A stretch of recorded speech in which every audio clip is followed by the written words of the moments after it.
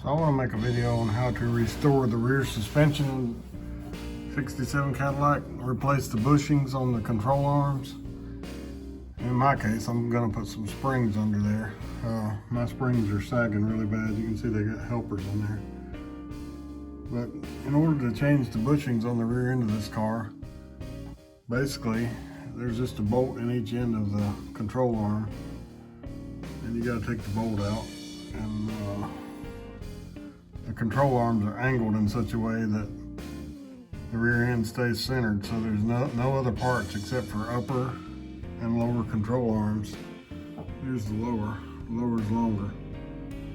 Upper and lower control arms that hold the rear end in place. You see they got them angled in different directions so that it can't shift side to side.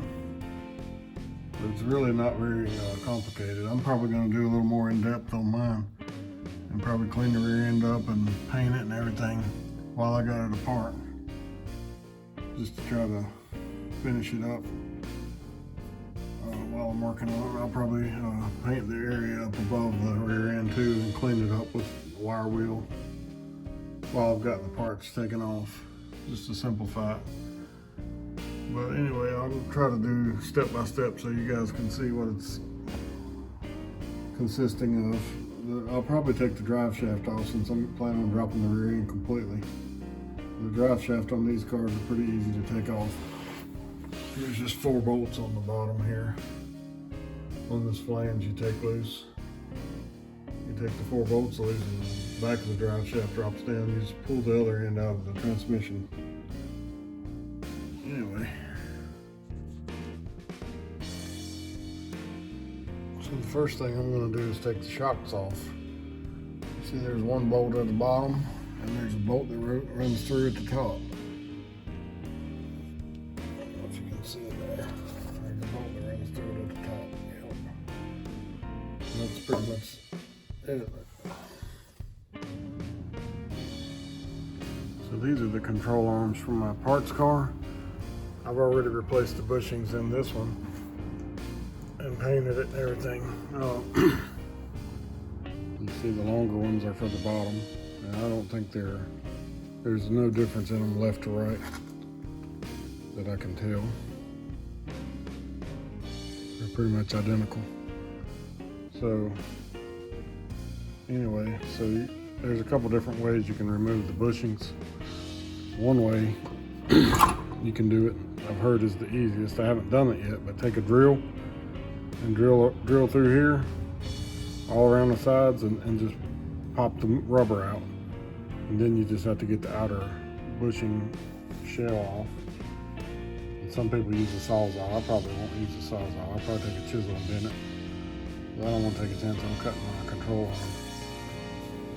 But anyway, that's all there is to it. I've already removed them on this side. I tried a couple different ways. I pressed it out with a 30-ton press, using a socket to press the center out, and it worked pretty good.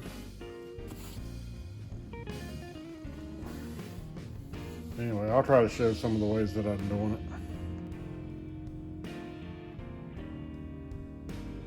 So I've cut the exhaust off right at the back of the muffler. The exhaust on this side was bent and hitting the shock.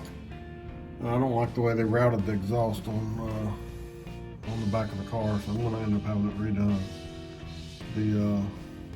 These cars were only made with single exhaust, and they really only have a pathway built under them for single exhaust. But you can run dual exhaust, but somebody's got to know what they're doing. So now I've taken the shocks off and I've got a jack under the rear end. I'm going to remove the entire rear end so I can clean it up and paint it. The whole rear axle. So I'm going to have to take the drive shaft loose right there at the rear axle, and I'm going to take the brake line loose and the emergency brake cables loose. I want to take all this stuff apart and clean it up and try to make it as good as new. But that's where I'm at now. I bought new rubber brake lines. There's a rubber brake line that goes to the rear axle right here.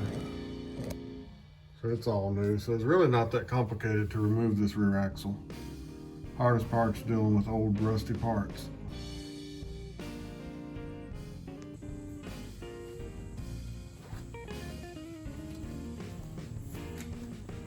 So I just tested this off the camera and did the first one, and it was very easy. It took only maybe 2 minutes. So I'll do one on the camera so everyone can see.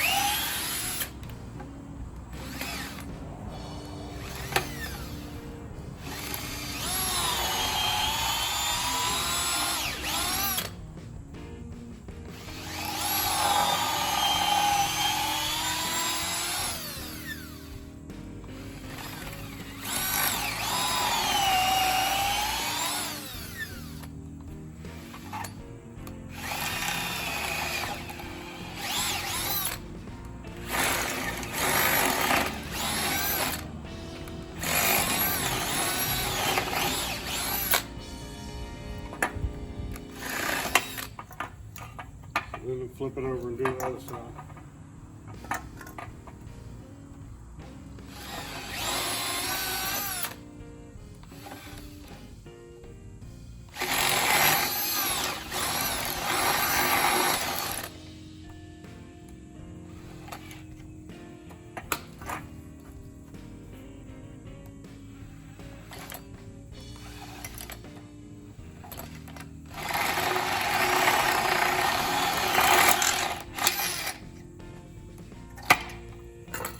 Just like that, it's out.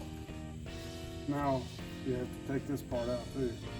What I usually do is take a chisel and hit it on the side and bend it in and then knock it out.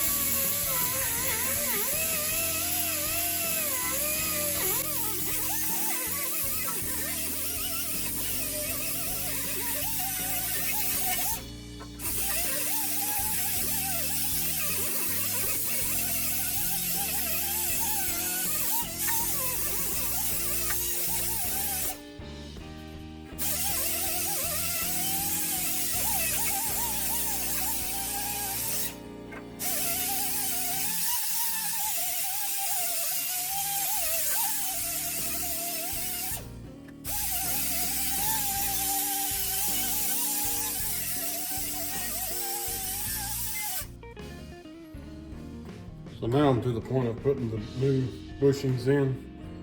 And what I do is look at the old ones and see how far they pressed them in, because you could press them all the way down flat. But that's not the way that the factory did it. So I'm gonna do it just like the factory did it. And this is one of the uppers, so the lowers are slightly different. On the lowers, it looks like they did press these in all the way down. Well, no, it's not all the way down. They left about a 1/4 inch gap. They pressed them in until there was like a 1/4 inch gap, so that's what I'm gonna do. And I've got a press for putting these in.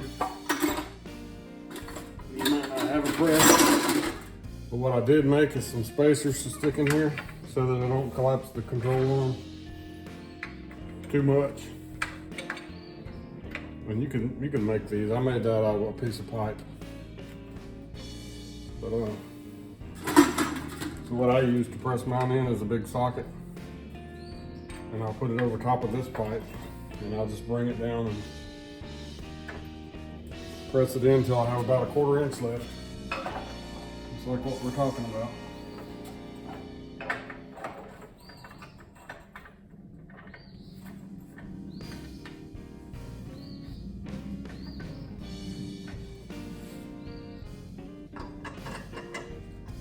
If you don't have a press, you can use a hammer, but you will need some.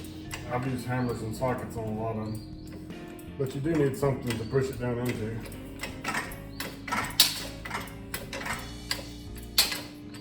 This press is really slow.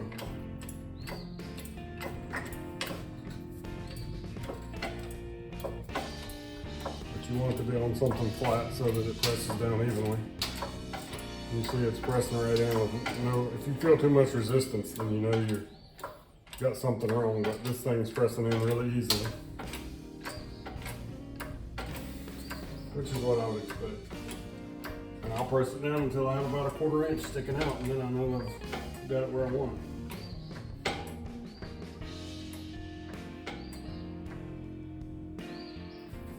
And that's where I'm at.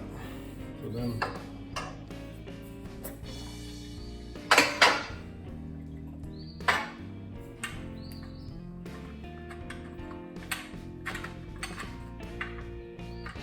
you just gotta remove the spacers in it, and you may not need those, but I went ahead and did it anyway, just in case I did need them.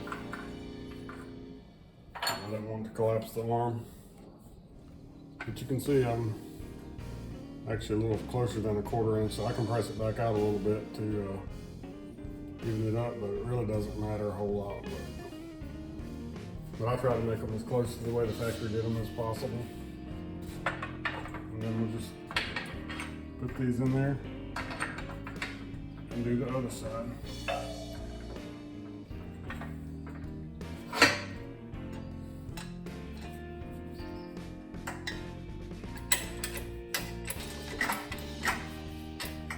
I've got too much clutter on my press because I don't really have a lot of room. I got my car half taken apart right now.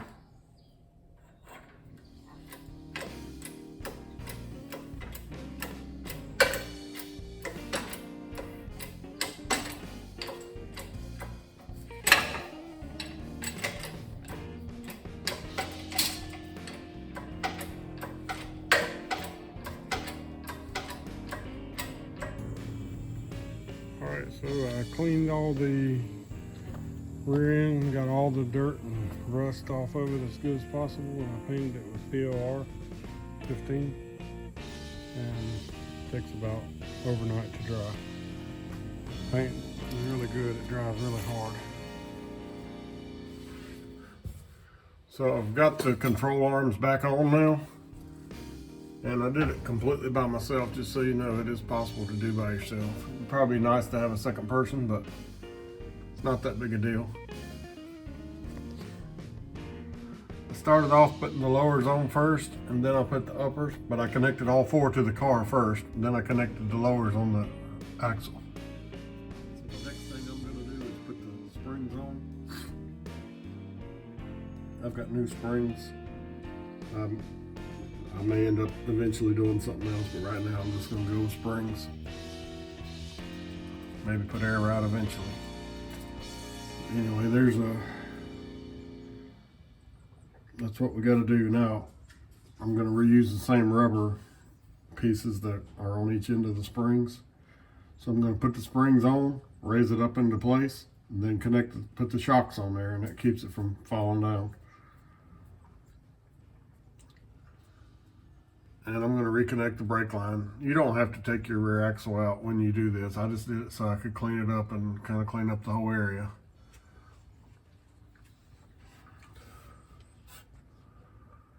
But anyway, I hope this was helpful to somebody. Please like and subscribe for more videos. I'll be doing the front soon.